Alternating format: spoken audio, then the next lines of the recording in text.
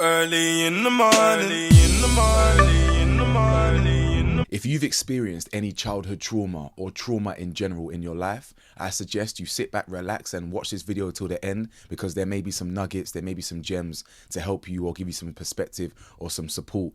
And that's what we're trying to do here, man. We're trying to leave a legacy, help people on a daily basis by entertaining them or giving them advice. You know what I'm saying? That's why I do this YouTube thing. So what's going on, the people? It's your boy Cam, Topical Juice, and we are back with one of those more real videos. Take a step back from the news, take a step back from the gossip. Let's actually talk about the real stuff that I like to talk about on this YouTube channel as well. I've titled this How to Deal with Your Trauma, or How to Deal with Your Childhood Trauma.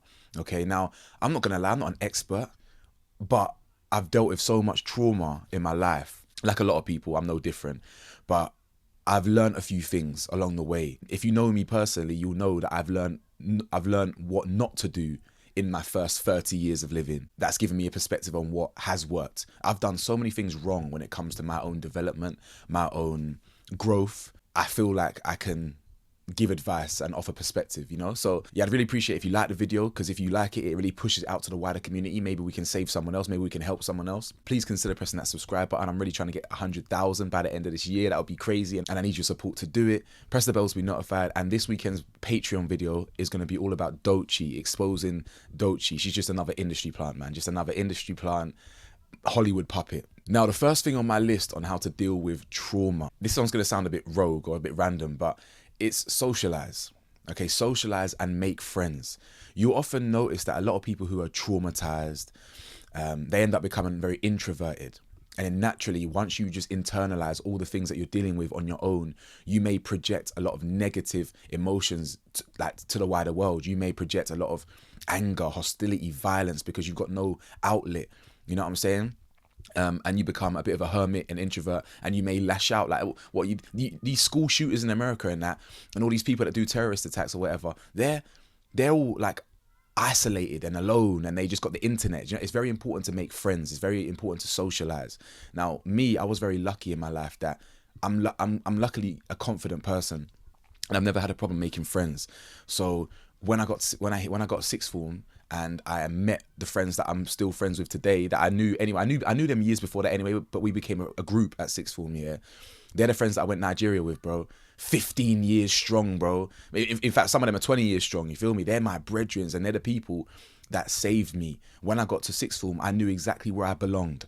Yeah, I was dealing with so many identity issues. I was dealing with so much trauma, so much anger. Right, and this group of friends and people, their mere existence saved my life. Ask my friends, they'll tell you. There's a reason why I've got tattoos, multiple tattoos representing my friends. They literally saved my life, innit? Just their existence saved my life. So I think it's very important that you socialize, you find hobbies, and you go out there and make friends, because once you realize you're not alone out there, it's a wonderful feeling. And that ties in with the second point that I want to raise. Talk to your friends. So if you haven't got any friends, make some. Yeah, I know it's not easy for everyone, but if you haven't got any, make some. The second point is talk to your friends. Lean on your support system. It doesn't even have to just be friends. It can be family. A problem shared really is a problem halved. All those months I sat, or even years actually, letting these demons fester in me. And then the one time you talk to a loved one, it's like the weight has been lifted off your shoulders. You feel free. Now, you're not free of the trauma. You still got a lot of residual damage and all this stuff, but you just feel free. You feel like you can fly. I remember having a mental breakdown in 2017. These times, I haven't spoken to my mum about absolutely anything. 2017, she doesn't know a thing about me. I remember exactly where I was. I was sat on this part of the sofa. She was on that sofa. And I was just sat down, and I was thinking about everything. Daddy issues, this, abuse, racism, my identity issues, all the things that I'm suffering, all these things, my bad relationship with my mum, or my toxic relationship, you know, back and forth arguing. I'm thinking about it all, and I just burst into tears, bro. I cried and cried and cried, and my mum actually hugged me. She was like, she was like, what's going on? I ain't seen you crying. And anyway, talking to her about this, it felt freeing.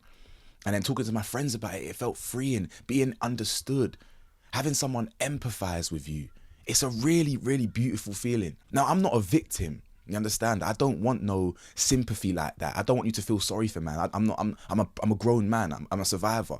There's a lot of other survivors out there.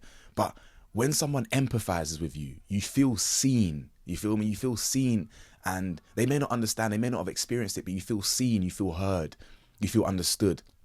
That's a really beautiful feeling, and it helps alleviate all the kind of pressure that you put on yourself. You understand? The third thing I want to talk about is education. Learn about trauma. A lot of people, especially from the roads, a lot of people that I grew up with, to be fair, a lot of us didn't really understand what trauma was, myself included. But it's important to educate yourself on what trauma is, how trauma affects people in general, how it affects your psyche, how it affects the chemistry in your brain, what trauma actually looks like to some people, because you can then identify that in your own life. Oh, I just watched a podcast and so-and-so went through this, and this, and he went to rehab for it.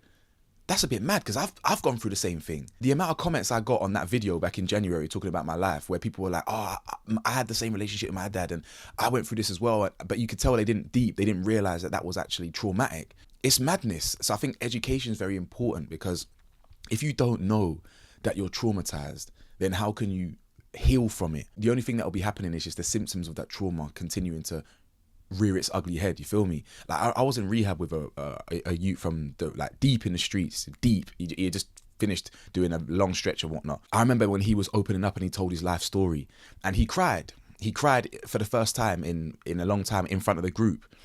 And he didn't know what trauma was. He didn't know that, he had a parent in jail for an M. Well, the parent came out, but, that was what his childhood was like, mad trauma. But he didn't realize that was not normal. You feel me? So once he started to get comfortable in rehab and realize it wasn't normal and he cried, bro, you best believe the group cried with him, bro. It was a powerful moment, Powerful. Yeah, educate yourself, understand, because then you can begin the healing process. The fourth thing I want to say is self-care.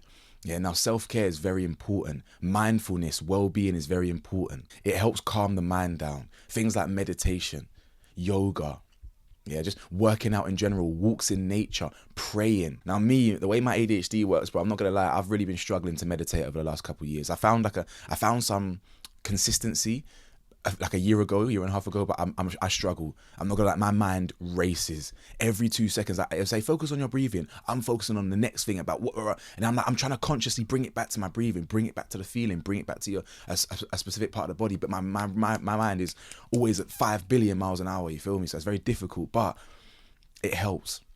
It helps keep you grounded. It helps keep you centered. As part of that, reading as well. Now, this also kind of ties in with education, but reading for self-care, self-help books, even just reading fictional books, anything to kind of keep your mind stimulated, all these things. These things help your mind relax. They help you find peace. In this world, in this fast pace, we're from the city as well. Well, I say I'm from the city, so everything's fast paced. My mind is already working at 1,000,000 miles an hour.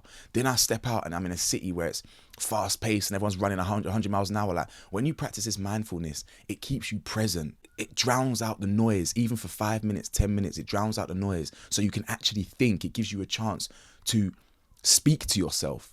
Like me, I'm addicted to my phone as well. I'm on YouTube 24 blood clot 7, bro. Like, I'm always glued to social media. It's a problem. So I'm always distracted. I'm always looking for a dopamine hit. But when I'm practicing mindfulness for a moment, I can be present with myself. In your thoughts, you can think about things. You understand what I'm trying to say? It's very important. These things they're all stepping stones to healing. The last thing I want to say, I could do a video on this in its own right, but the last thing I want to say is do not self-medicate. Remember what I said at the start of this video? I've lived 30 years and I've done everything you shouldn't do when it comes to healing. I'm the master and the king at self-sabotage. Do not self-medicate. Yeah, we all like to smoke, we all like to drink, we all like to pop pills, whatever.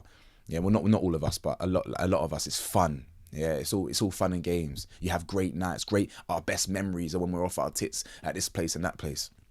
But balanced and in moderation, these things are okay. You know what I'm saying? I'm not going to sit here and promote like these things because I know the damage they can do, but yeah, in moderation, they're okay. You know what I'm saying? But me, I was like abusing these things. It was fun. You know what I'm saying? It felt good. And self-medication is not the way to go.